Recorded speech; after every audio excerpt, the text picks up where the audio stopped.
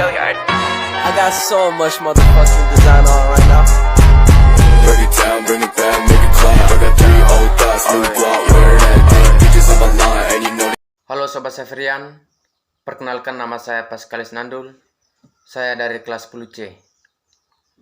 Jadi pada kesempatan kali ini, saya akan menjelaskan sedikit materi mengenai sosialisasi, agen-agen sosialisasi, pembentukan kepribadian, dan faktor pembentukan kepribadian. Yang pertama, pengertian sosialisasi. Secara luas, pengertian sosialisasi adalah suatu proses interaksi dan pembelajaran yang dilakukan seorang manusia sejak lahir hingga akhir hayatnya di dalam suatu budaya masyarakat. Sedangkan pengertian sosialisasi secara sempit berarti sebuah proses pembelajaran dari manusia agar dapat mengenali lingkungan yang kelak akan ia hidupi, baik lingkungan fisik ataupun sosial. Adapun pengertian sosialisasi menurut para ahli. Yang pertama, menurut Sujono Dirjosisworo.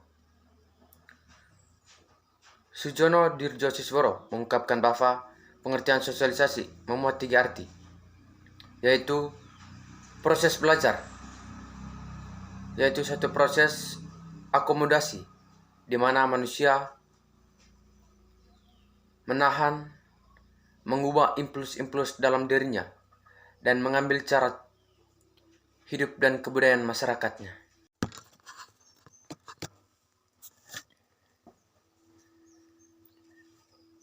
Kebiasaan.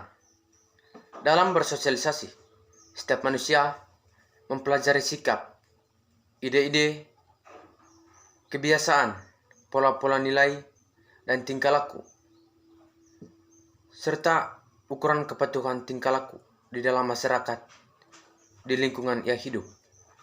Kedua, Carlo Buchler. Menurut Carlo Buchler, pengertian sosialisasi merupakan suatu proses belajar dan menyesuaikan diri untuk membantu anggota masyarakat dalam memahami bagaimana cara hidup dan bagaimana cara berpikir kelompoknya. Ia juga berpendapat bahwa sosialisasi bertujuan agar anggota masyarakat dapat berperan dan berfungsi dalam kelompok tersebut. Yang ketiga, Peter L. Bergen. Menurut Peter R. Bergen, pengertian sosialisasi merupakan suatu proses belajar seorang anak untuk menjadi anggota yang berpartisipasi dalam masyarakat. Yang keempat, Edward S. Greenberg. Menurut Greenberg, pengertian sosialisasi merupakan suatu proses perubahan dari individu untuk diterima atau sesuai dengan keinginan dari pihak luar dunia luar. Hal ini bertujuan agar ia dapat ikut serta berpartisipasi secara aktif sebagai anggota suatu organisasi. Yang kelima, Martin Gibson. Menurut Gibson, pengertian sosialisasi adalah sebuah aktivitas mewujudkan dan mengintegrasikan dari organisasi demi tujuan organisasi maupun individu. Dua pengertian yang dilontarkan Gibson sangat tampak jelas bahwa individu yang bersosialisasi memiliki 2 kepentingan yang berbeda, yakni kepentingan individu dan kepentingan organisasi. Yang keenam, Robert M. Z. Lawang. Menurut Robert M. Z. Lawang, pengertian sosialisasi merupakan proses mempelajari dan memahami norma, nilai, peran, dan semua persyaratan lainnya yang diperlukan guna kemungkinan partisipasi yang efektif dalam kehidupan sosial. Yang ketujuh, Karel J. Veger. Menurut Karel J. Veger, pengertian sosialisasi merupakan suatu proses belajar dan mengajar. Pendapat tersebut cukup sederhana. Hal itu bisa dilihat ketika orang tua mendidik anaknya agar menaati tata krama dan berperilaku sopan santun. Yang kedelapan, Bruce J. Cohen. Menurut Bruce J. Cohen, pengertian sosialisasi merupakan proses seorang manusia dalam mempelajari sebuah nilai-nilai dan norma-norma yang ada dalam masyarakat. Pelajaran tersebut bertujuan agar seorang menjadi bagian dari masyarakat.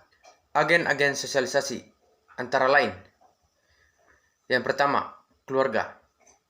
Kelompok sosial pertama, di mana individu menjadi anggota, adalah keluarga. Keluarga merupakan perantara pertama dalam transmisi kebudayaan masyarakat kepada individu. Maka di dalam keluarga terjadi apa yang disebut sosialisasi primer. Di dalam keluarga, peran orang tua sangat penting dalam memperkenalkan individu pada masyarakat tempat tinggal mereka. Interaksi yang terjadi dalam masyarakat, dalam keluarga, individu belajar pola perilaku, sikap, keyakinan, serta nilai-nilai yang berlaku dalam masyarakat. Kelompok teman sebaya atau sepermainan. Pada tahap perkembangan selanjutnya, individu akan berinteraksi dengan teman sebaya yang berasal dari keluarga yang lain. Untuk diterima menjadi anggota kelompok, individu dituntut untuk mematuhi aturan yang berlaku dalamnya. Melalui kelompok teman sebaya, individu belajar hidup bersosialisasi. Yang ketiga, sekolah. Sekolah adalah lembaga yang melaksanakan sistem pendidikan formal. Di sekolah, individu akan belajar hal-hal baru yang tidak didapatkan di dalam keluarga maupun kelompok teman sebaya. Di sekolah, individu akan diperkenalkan dengan berbagai kemungkinan peran yang dipilihnya di masa mendatang saat individu telah beranjak dewasa. Yang keempat, media massa. Media massa terdiri atas dua jenis, yaitu media cetak dan elektronik. Saat ini, media massa khususnya media elektronik telah mengalami perkembangan yang sangat pesat. Perkembangan kepribadian individu. Contohnya, siaran televisi yang menayangkan film-film keras dapat menimbulkan perilaku keras pada para penontonnya, khususnya anak-anak ketika mereka tidak diarahkan dan didampingi ketika menyaksikannya. Yang berikutnya, pembentukan kepribadian. Proses perkembangan manusia sebagai manusia yang berkepribadian atau makhluk sosial itu dipengaruhi oleh berbagai faktor. Yang pertama, sifat dasar. Sifat dasar merupakan keseluruhan potensi-potensi yang divarisi oleh seorang dari ayah dan ibunya. Sifat dasar tersebut terbentuk pada satu konsepsi, yaitu saat terjadi hubungan suami istri. Sifat dasar yang masih merupakan potensi juga dipengaruhi faktor-faktor lainnya. Yang kedua, lingkungan prenatal. Lingkungan prenatal merupakan lingkungan dalam kandungan ibu, Sel telur yang telah dibuahi pada saat terjadi hubungan suami istri itu berkembang sebagai embrio dalam lingkungan prenatal. Pada periode prenatal ini, individu mendapatkan pengaruh-pengaruh tidak langsung dari ibu. Yang ketiga, lingkungan. Lingkungan di sekitarnya, yaitu kondisi-kondisi di sekeliling individu yang mempengaruhi proses sosialisasinya. Yang berikutnya, faktor pembentukan kepribadian antara lain. Yang pertama, keturunan. Faktor keturunan memberi pengaruh penting dalam membentuk kepribadian seorang. Meskipun tidak menentukan semua kepribadian orang tersebut, faktor keturunan tersebut antara lain watak, temperamen, tingkat kecerdasan, postur tubuh, warna kulit, bentuk rambut, dan sebagainya. Di antara beberapa faktor tersebut, ciri fisik, ciri psikologis, dan tingkat kecerdasan adalah 3 faktor yang paling menonjol. Lingkungan fisik, ketekunan, ambisi, kejujuran, dan kecenderungan berperilaku menyimpang adalah beberapa ciri kepribadian yang merupakan bentuk dari pengaruh lingkungan tempat tinggal individu. Contohnya, orang-orang yang tinggal di daerah pantai berbicara dengan nada keras dan agak kasar. Hal tersebut dikarenakan pengaruh suasana laut yang riuh oleh deburan ombak. Kebudayaan menjadi salah satu faktor pembentukan kepribadian lainnya, di mana ia berperan melalui proses pembiasaan yang terjadi terus-menerus. Dengan individu, proses pembiasaan tersebut,